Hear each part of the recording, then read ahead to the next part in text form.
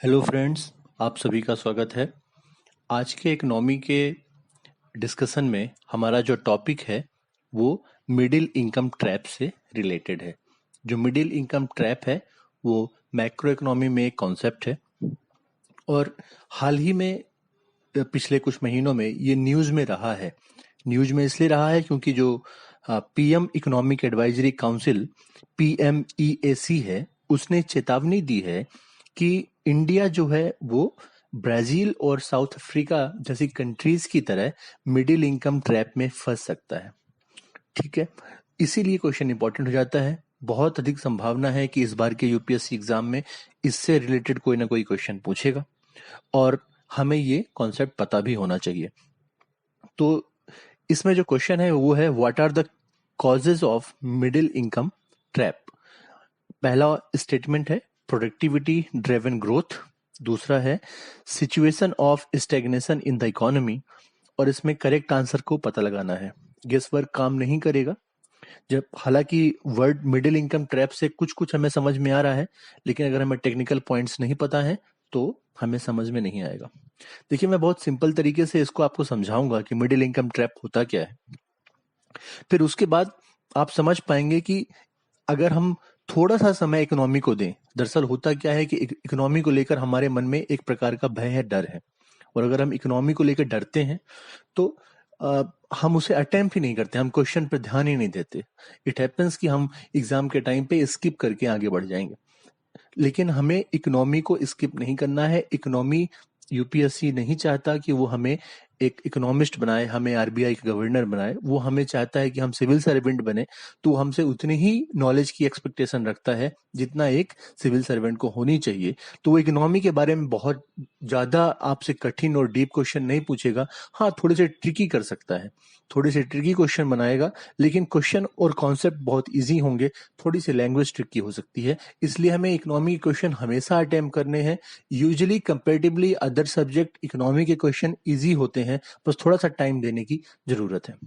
अब अगर आपने कभी भी मिडिल इनकम ट्रैप पढ़ा होगा तो ये क्वेश्चन बहुत आसानी से सॉल्व हो जाएगा। चलिए समझते हैं कि मिडिल इनकम ट्रैप होता क्या है। देखिए, इकोनॉमी आपकी कैसी है, दो एग्जाम्पल मैं आपको देता हूं। एक एग्जाम्पल देता हूं बांग्लादेश का, एक एग्जाम्पल देता हूं यूएसए का, और एक एग्जाम्पल है इंडिया का। अब बांग्लादेश में जो लेबर है, जो वहां जो श्रम है, वो बहुत सस्ता है, बहुत चीप है। मतलब कि अगर कोई कंपनी वहां खुले तो वहां काम करने वाले जो वर्कर्स हैं वो बहुत सस्ते दाम में मिल जाते हैं। ठीक है, तो एक एग्जाम्पल है इंडिया, जहां पे कंपेरेटिवली जो श्रम है वो ज्यादा महंगा है। कहाँ के? बांग्लादेश के। अगर हमारे हिंदुस्तान में एक दिहाड़ी मजदूर 250 रुपए या 300 रुपए प्रतिदिन में काम करता है, तो बांग्लादेश में वही प्रतिदिन में एक मजदूर 100 रुपए में काम करने को तैयार हो जाता है, क्योंकि वहां पे गरीबी बहुत ज्यादा है कंपेरेटिवली इंडिया। तो अगर कोई फैक्ट्री है जिसको, जहां जो लेबर इंटेंसिव जहां पे काम होता है, जहां पे लेबर्स की बहुत जरूरत पड़ती है, तो वो कहाँ खुलना पसंद करेंगे, इंडिया में या बांग्लादेश में? जाहिर सी बात है, अगर वहां लेबर बहुत सस्ता है तो वो बांग्लादेश में ही अपनी एक प्लांट खोलना प्रेफर करेंगे। मान लीजिए कोई कंपनी है जहां पे, जहां उसको टेक्नोलॉजी और पढ़े लिखे स्मार्ट लोगों की बहुत जरूरत है, जहां उसको ऐसे लोग चाहिए जो स्किल्ड हैं, जहां उसको ऐसे लोग चाहिए जो, जिन्हें ट्रेनिंग बहुत अच्छी मिली हुई हो, जिनके, और ऐसी कंट्री में वो इन्वेस्टमेंट करना चाहेंगे जहां ह्यूमन रिसोर्स पर बहुत ज्यादा इन्वेस्टमेंट किया गया हो। तो जाहिर सी बात है, ना तो वो बांग्लादेश में ऐसी कंपनी प्लांट खोलेगी, ना तो इंडिया में, बल्कि वो यूएसए में जाएगी। मैं कहना ये चाहता हूं कि देखिए, अगर आप ऐसी कंट्री हैं, जब आप दो ऐसे कंट्रियों के बीच फंसे हुए हैं, एक तरफ तो ऐसी कंट्री है जो आपके यहाँ कोई इन्वेस्टमेंट या कोई प्लांट नहीं खुलने देगा, बिकॉज जितने भी लेबर वाले काम हैं वो सब वहां चले जाएंगे क्योंकि उनका लेबर बहुत सस्ता है। और एक कंट्री ऐसी भी अवेलेबल है जहां पे टेक्नोलॉजी बहुत एडवांस है, और इसलिए अगर टेक्नोलॉजी वाले कोई कंपनियां हैं तो वो आपके यहाँ इन्वेस्टमेंट नहीं करेंगे, बिकॉज वो वहां चली जाएगी।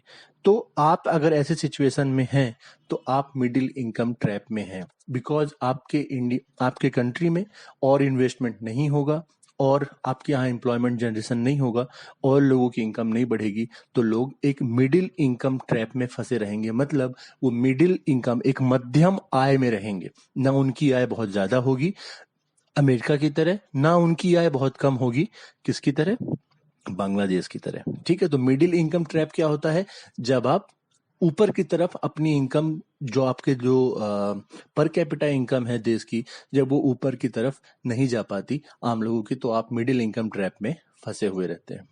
ठीक है, अब इसमें इंपॉर्टेंट है कॉजेस के बारे में, कि पूछ रहा है कि इसके कारण क्या होते हैं मिडिल इनकम ट्रैप के। देखिए, जो ग्रोथ होती है वो दो तरह की होती है। एक ग्रोथ होती है आपकी प्रोडक्टिविटी ड्राइवन ग्रोथ, दूसरी होती है रिसोर्स ड्राइवन ग्रोथ। एक ऐसा विकास होता है जो उत्पादन पर आधारित होता है, और दूसरा ऐसा ग्रोथ होता है जो आपके संसाधनों पर आधारित होता है। अगर आपका रिसोर्स बेस्ड ग्रोथ है तो आपकी ग्रोथ बहुत आगे तक नहीं जा सकती, लेकिन अगर आप प्रोडक्टिविटी बेस्ड ग्रोथ करते हैं तो आपकी ग्रोथ बहुत आगे तक जा सकती है। मैं आपको एग्जांपल देके समझाता हूं। अगर मान लीजिए आप खेती करते हैं, तो अगर आप खेती करेंगे तो आप रॉ मटेरियल निकालेंगे, रिसोर्स निकालेंगे, बेसिक रिसोर्स वो क्या है, चावल है, गेहूं है। अब चावल और गेहूं अगर आप मार्केट में बेचेंगे तो आप बहुत ज्यादा ग्रोथ नहीं कर सकते, बिकॉज चावल और गेहूं की एक कीमत तय है। क्या कीमत तय है, मान लीजिए आप 100 रुपए के हिसाब से, 200 रुपए के हिसाब से, जो भी मार्केट में है, जो मार्केट में पहले से उसको बेच रहा है उससे आप 5, 10, 20, 50, 100 रुपए अधिक का बेच सकते हैं, लेकिन आप ज्यादा मार्जिन, ज्यादा प्रॉफिट वहां नहीं निकाल सकते। जो रॉ मटेरियल होता है उसका मार्जिन बहुत कम होता है, वो बहुत अधिक क्वांटिटी में बिकता है तो मार्जिन कुछ निकल जाता है, अदरवाइज उनका एक पर्टिकुलर इकाई का, एक इकाई में मार्जिन बहुत कम होता है। लेकिन जब यही चावल और गेहूं मार्केट में जाता है और रेस्टोरेंट उसकी प्रोसेसिंग करता है, और प्रोसेसिंग करके उसमें से अलग अलग प्रकार के व्यंजन बनाता है, जैसे मान लीजिए समोसा हो गया, जैसे मान लीजिए और डिशेस हो गए, चावल से अगर उसने डोसा बना, चावल, तो इस तरह से अगर वो बहुत सारी डिशेस बना रहा है तो क्या होता है, उसी रॉ मटेरियल में वैल्यू एडिशन हो जाता है, उसका मूल्य बढ़ जाता है। और जब वही रॉ मटेरियल प्रोडक्टिविटी में जाता है प्रोसेसिंग के बाद, तो उसका मूल्य बहुत ज्यादा हो जाता है। तो अगर मान लीजिए कि एक पर्टिकुलर डिश को बनाने में 50 रुपए लगा है, बट वो मार्केट में 150 रुपए, 200 रुपए में बिक सकता है। और वही वही गुड्स जो है अलग अलग शॉप्स में, अगर वो ब्रांडेड शॉप्स हैं, तो उसको अगर हमने और उसमें वैल्यू एडिशन किया है तो वो 200, 300, 500, 600 रुपए में भी बिक सकता है। मैं यहाँ पे एग्जाम्पल आपको ये देना चाहता हूँ कि अगर आप रिसोर्स बेस्ड काम कर रहे हैं तो आपका उसमें मार्जिन और प्रॉफिट बहुत ज्यादा नहीं होगा, लेकिन अगर आप प्रोडक्टिविटी बेस्ड काम कर रहे हैं तो आपका मार्जिन बहुत ज्यादा हो सकता है। एक एग्जांपल और मैं आपको देता हूं, आप समझिए कि रिसोर्स बेस्ड और प्रोडक्टिविटी बेस्ड जो ग्रोथ होती है दोनों अलग अलग कैसे है। मान लीजिए कि मेरे एक कोई फर्म है, उस फर्म में 10 मजदूर काम करते हैं। उन 10 मजदूर के साथ साथ में अब मैंने क्या किया कि मैंने मजदूरों की संख्या 20 कर दी। ठीक है, अब हो सकता है कि मैंने अगर अगर मेरे जो लेबर है मैंने उनकी संख्या 10 से 20 कर दी, तो हो सकता है कि वो मुझे कुछ एक्स्ट्रा प्रॉफिट जनरेट करके दे सकते हैं। लेकिन अगर समझिए कि अगर मैं उन 10 मजदूरों के ऊपर 3 इंजीनियर रख देता हूं जिनको बहुत टेक्निकल नॉलेज है चीजों की, तो वो मेरा प्रॉफिट डबल नहीं, ट्रिपल और उससे ज्यादा भी कर सकते हैं। मैं यहां बताना ही चाहता हूं कि हम रिसोर्स ना बढ़ाएं, हम प्रोडक्टिविटी बढ़ाएं, हम ह्यूमन डेवलपमेंट में, ह्यूमन रिसोर्स में इन्वेस्टमेंट करें। हम ऐसे इन उन चीजों में इन्वेस्टमेंट करें जिससे हमारी प्रोडक्टिविटी बढ़ सकती है, ना कि हम रिसोर्स बढ़ाने पे ध्यान दें, ना कि हम इस पे ध्यान दें कि कैसे हम रिसोर्स को खर्च करके पैसे कमाएं। तो देखिए इंडिया में क्या होता है, हमारे यहाँ से गेहूं एक्सपोर्ट होता है, हमारे यहाँ से चावल एक्सपोर्ट होता है, हमारे यहाँ से जितने रॉ मटेरियल है वो एक्सपोर्ट होते हैं। और जो वेस्टर्न कंट्रीज होती हैं, फॉरेन कंट्रीज होती हैं, वो क्या करती हैं, उन रॉ मटेरियल्स को फाइनल गुड्स में कन्वर्ट करके उनको मार्केट में बेचती हैं और उसमें वैल्यू एडिशन करती हैं। तो जो प्रोडक्टिविटी है, वो लोग उनका जो ग्रोथ मॉडल है वो प्रोडक्टिविटी बेस्ड है, प्रोडक्शन बेस्ड है, और हमारा जो ग्रोथ मॉडल है वो रिसोर्स बेस्ड है। हम जो सोचते हैं कि कहीं और से हमें कोयला निकल आए, हम ये सोचते हैं कहीं और से हमें गेहूं ज्यादा हो जाए, हम सोचते हैं कहीं और से। तो हमारे यहाँ इंडस्ट्रीज नहीं है, क्योंकि हम प्रोडक्शन पे ध्यान नहीं देते। हम क्या करते हैं, हम रिसोर्स पे ध्यान देते हैं।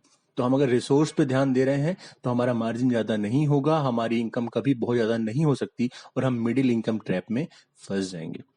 देखिए, इंडस्ट्री का होना बहुत जरूरी है। इंडिया में सबसे पहले हम लोग कृषि प्रधान देश हैं, हमारे यहाँ पे एग्रीकल्चर बेस्ड इकोनॉमी थी और अभी भी है बहुत हद तक। लेकिन 1990 के बाद हमें जब ग्रेजुअली इंडस्ट्रीज की तरफ शिफ्ट करना चाहिए था, तो उसकी बजाय हमने इंडस्ट्रीज को छोड़ करके डायरेक्टली हम सर्विस सेक्टर में जंप कर गए। आप देखिए, या तो लोग गांव में खेती कर रहे हैं और या तो फिर वो आईटी कंपनी में काम कर रहे होते हैं, और बीच में जो इंडस्ट्रीज होती हैं, जो बड़े स्केल पे बहुत सारी फैक्ट्रियां और इंडस्ट्रीज खुलनी चाहिए, वो उस लेवल से नहीं हुई जिस हिसाब से वेस्टर्न कंट्रीज में हुई हैं। यही रीजन है कि अगर थोड़ी सी भी इकोनॉमी ऊपर नीचे आती है तो हमारा सर्विस सेक्टर फेल हो जाता है, और हमारा एग्रीकल्चर तो वैसे ही पहले से परेशान चल रहा है, और इसीलिए हमारी जो इनकम है वो मिडिल लेवल पे है। तो हम बांग्लादेश से थोड़े ऊपर हैं, लेकिन यूएस से थोड़े से नीचे हैं। तो जितने भी ये डेवलपिंग कंट्रीज हैं, खासकर जो लीडिंग डेवलपिंग कंट्री जैसे साउथ अफ्रीका, ब्राजील, इंडिया, इन सब में ये सिंड्रोम देखा गया है कि ये एक लेवल तक की इनकम तक तो पहुंच गए हैं, लेकिन ये लोग उससे ऊपर नहीं बढ़ पा रहे। क्यों नहीं बढ़ पा रहे हैं? क्योंकि इनकी रिसोर्स बेस्ड ग्रोथ है, ना कि इनकी प्रोडक्टिविटी बेस्ड ग्रोथ है। इसलिए इनका जो ग्रोथ है वो एक थम गया है। ठीक है, तो अब अगर देखिए, हम देखिए पहला जो कॉज इसमें लिखा हुआ है, पहला स्टेटमेंट है प्रोडक्टिविटी ड्रिवन ग्रोथ। तो ये गलत हुआ, क्योंकि मिडिल इनकम ट्रैप का जो कारण होता है वो क्या होता है? रिसोर्स बेस्ड अगर हमारी ग्रोथ है, रिसोर्स ड्रिवन हमारी अगर ग्रोथ है, तो वो हमारे लिए प्रॉब्लम हो सकती है, बिकॉज रिसोर्स से हम बहुत अधिक मार्जिन नहीं निकाल पाते हैं और हम कहीं ना कहीं जाके मिडिल इनकम ट्रैप में फंस जाएंगे। तो पहला स्टेटमेंट गलत हो गया। दूसरा लिखा हुआ है situation of stagnation in the economy. अब देखिए, इकोनॉमी के लिए जो भी प्रॉब्लम है, उन सब प्रॉब्लम से मिडिल इनकम ट्रैप होगा ही होगा। स्टेग्नेशन मतलब क्या होता है? स्थिरता। अगर हमारी इकोनॉमी रुक गई है, तो अगर जब मैं ये बोल रहा हूं कि जब रिसोर्स के जरिए आप बहुत आगे तक नहीं जा सकते, रिसोर्स केवल रिसोर्स को बेच के एक्सपोर्ट करके आप अपनी इकोनॉमी को ग्रो बहुत ज्यादा नहीं कर सकते, तो इसका मतलब यही तो है कि इकोनॉमी में स्टेग्नेशन आ गया है। उसी चीज को यहाँ पे अलग तरीके से घुमा के लिखा हुआ है कि अगर इकोनॉमी में स्टेग्नेशन है, स्थिरता आ गई है, अगर वो स्थायित्व आ गया है, इकोनॉमी ना ऊपर जा रही है, ना बढ़ पा रही है, ना तो ग्रो कर पा रही है, तो इसका मतलब क्या हुआ? अगर इकोनॉमी ग्रो नहीं कर पाएगी तो लोगों की इनकम नहीं बढ़ेगी। लोगों की अगर इकोनॉमी ग्रो नहीं करेगी तो कंपनियां अपने लेबर को ज्यादा पैसा नहीं देंगी, ज्यादा पैसा नहीं देंगे तो लोगों की इनकम नहीं बढ़ेगी, इनकम नहीं बढ़ेगी तो लोग मार्केट में वस्तुओं की डिमांड ज्यादा नहीं करेंगे, ज्यादा डिमांड नहीं होगी तो प्रोडक्शन कम होगा, और अगर प्रोडक्शन कम होगा तो कंपनियां अपने यहाँ से एम्प्लॉयज को निकालना शुरू करेंगी, जिससे कि लोगों की डिमांड और कम हो जाएगी, उनके पास पैसे और कम होंगे और प्रोडक्शन और कम हो जाएगा। तो इंस्टीड ऑफ ग्रोथ, इकोनॉमी के बढ़ने की बजाय, लोगों की इनकम बढ़ने की बजाय, लोगों की इनकम कम हो जाएगी या कम होना शुरू हो जाएगी, और हम मिडिल इनकम, और इसमें गवर्नमेंट कुछ कुछ इंसेंटिव देना शुरू करेगा, कुछ वेलफेयर स्कीम करना शुरू करेगी, तो जिससे लोगों की इनकम लगभग उतनी उतनी ही बनी रहेगी। तो इसी तरह से हम मिडिल इनकम ट्रैप में फंसे रहेंगे। ठीक है, तो दूसरा स्टेटमेंट बिल्कुल सही है। अगर सिचुएशन स्टेग्नेशन की सिचुएशन इकोनॉमी में है तो हम मिडिल इनकम ट्रैप में फंस जाएंगे, है ना। तो पहला स्टेटमेंट गलत है, दूसरा स्टेटमेंट सही है। इस तरह से इसका आंसर हो गया बी, 2 ओनली। अब इसका सोल्यूशन क्या है, ये भी आप लोग समझ लीजिए, कभी आपको मेंस में लिखना पड़े कि इसका सोल्यूशन क्या है। तो जो प्रॉब्लम है उसका अपोजिट ही सोल्यूशन है। क्या?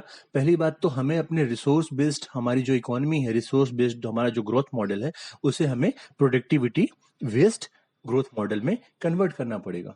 हमें रिसोर्सेस की बजाय हमें वैल्यू एडिशन पे ध्यान देना पड़ेगा। हम किसी वस्तु को, अब जैसे मान लीजिए कि सबसे अधिक जो इंडिया से जो रॉ कॉटन है वो एक्सपोर्ट होता है, और वो जो रॉ कॉटन एक्सपोर्ट होता है वो यूएस कंपनियां खरीदती हैं।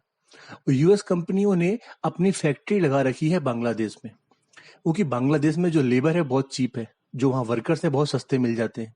तो सस्ता रॉ मटेरियल कहाँ से मिल रहा है? इंडिया से। सस्ता लेबर कहाँ से मिल रहा है? बांग्लादेश से। लेकिन फैक्ट्री किसकी है? यूएसए की। और यूएसए की फैक्ट्री इंडिया से वो कॉटन लेकर के, और अपनी जो उसने जो प्लांट खोल रखा है बांग्लादेश में, वहां मैन्युफैक्चर करके, वहां से जो फाइनल गुड निकलता है वैल्यू एडिशन के बाद, उन कपड़ों को इंडिया और बांग्लादेश में ही बहुत अधिक दाम में बेचते हैं।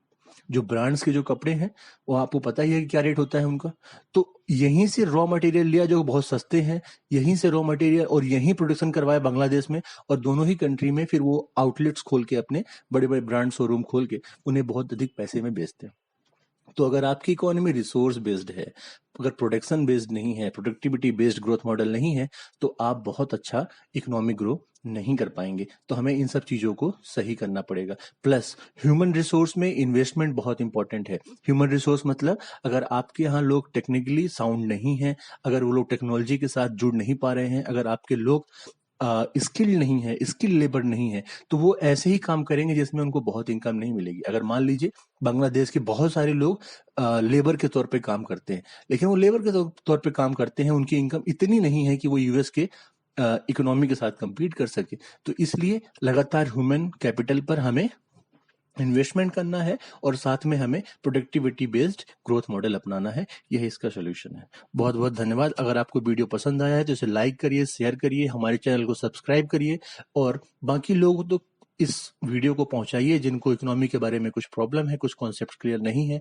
आप हमें कमेंट सेक्शन में ये भी बता सकते हैं कि हमारा नेक्स्ट वीडियो किस टॉपिक पे होना चाहिए। हम लोग उस टॉपिक पे क्वेश्चन बेस्ड डिस्कशन लेके आएंगे और आपके टॉपिक क्लियर